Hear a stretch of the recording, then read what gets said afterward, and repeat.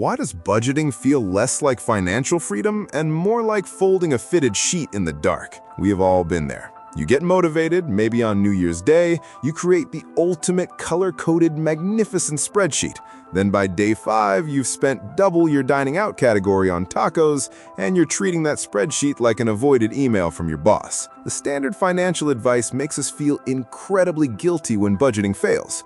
We assume it is a massive discipline problem, a total failure of willpower. But this is the professional insight. The standard way we are taught to budget is a total failure of structure. Budgeting isn't hard. The textbook definition of budgeting is hard. It is unrealistic, it ignores actual human behavior, and frankly, it is boring. If you are currently trading your limited, precious time for money, you cannot afford to have a system that is set up for you to fail. Today, we are going to look at why the standard model collapses, the behavioral science behind why you quit, and a practical solution that actually works for regular people living chaotic lives. Let's start with the spreadsheet fallacy. This is the idea that budgeting is purely a math problem. If we just make the numbers line up on the screen, life will follow. But human beings are not math problems. We are complex, emotional, and reactive.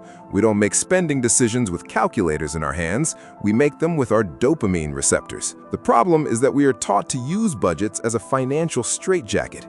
We create these categories based on who we want to be, the person who only eats $50 of organic vegetables a week, rather than who we actually are, the person who frequently has zero energy to cook and wants a $15 burrito immediately. A rigid budget doesn't account for who you are. It tries to control who you are, which is why it inevitably breaks. And when it breaks, we trigger the screw it effect. This is my favorite piece of financial psychology, and I promise you, you have experienced it. You have a zero luxury spending category. On Wednesday, you are exhausted, and you cave and buy a $6 fancy coffee. Deep inside, a quiet voice says, well, you already ruined the budget. It is completely over. I guess since I failed today, I might as well fail spectacularly. And then that $6 coffee spirals. You order $50 of gourmet takeout, you buy those sneakers that have been sitting in your online cart, and you commit the classic financial sin, promising that you will start again on the first of the month. You just turned a $6 slip-up into a $500 financial collapse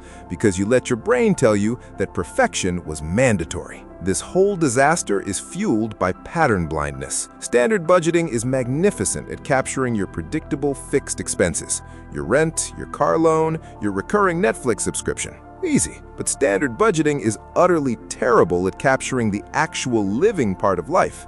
You create a beautifully balanced budget on paper, but you completely ignore the variable expenses that represent who you actually are.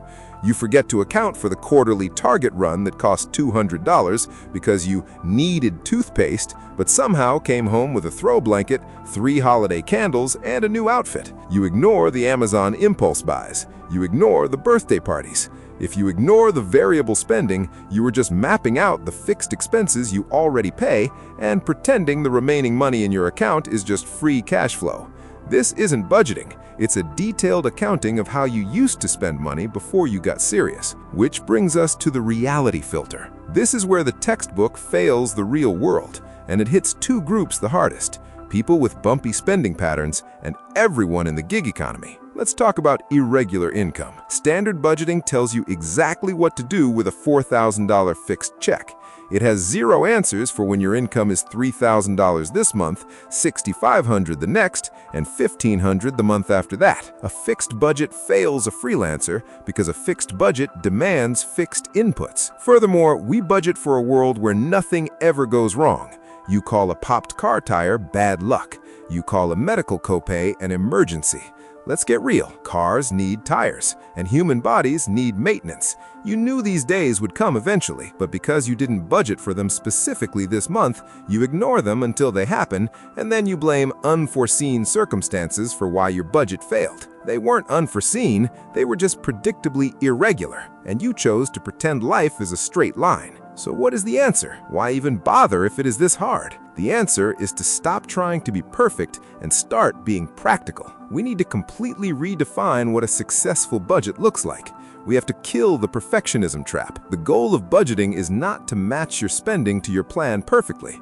That will never happen. The real goal of financial management is to become brutally, almost uncomfortable honest with yourself about your patterns, and then to build a system that can absorb your mistakes. True financial control is flexible, simple, and consistent. The real solution is to stop trying to budget into categories and start budgeting buckets. For your fixed stuff, like rent, car, subscriptions, just pay them and be done. For your variable stuff, simplify it radically. Don't have a specific category for groceries, dining out, and cleaning supplies. Have one category: living life. At the beginning of the month or when your paycheck lands, put the realistic amount you need for that whole category into a separate bucket, a different bank account, a specific cash pile, or a virtual envelope. And here's the magic part. When that bucket is empty, you are done. If you spend the whole living life bucket in 2 weeks on concert tickets and fancy steak, you're eating rice and beans until the next paycheck. No guilt, catastrophic failure, and no starting over next month. If you have irregular income, your bucket is an emergency sinking fund. You calculate your average monthly income for the year, and on a good month, $6,500, you fill that bucket up. On a bad month, $1,500, you empty it. Your job is to make your personal life a flat line, regardless of what your income line looks like. This bucket system works because it's flexible. If you overspend on tacos, you automatically have to underspend on sneakers without having to start over or feel like a failure. It captures all that unpredictable living because living life is exactly what you're spending money on. The truth that nobody with a gold play button says is that financial freedom isn't about never making a mistake. It's about building a system that is simple enough, flexible enough, and strong enough to handle you making 100 of them. Subscribe for the next video, and if you enjoyed it, watch another one.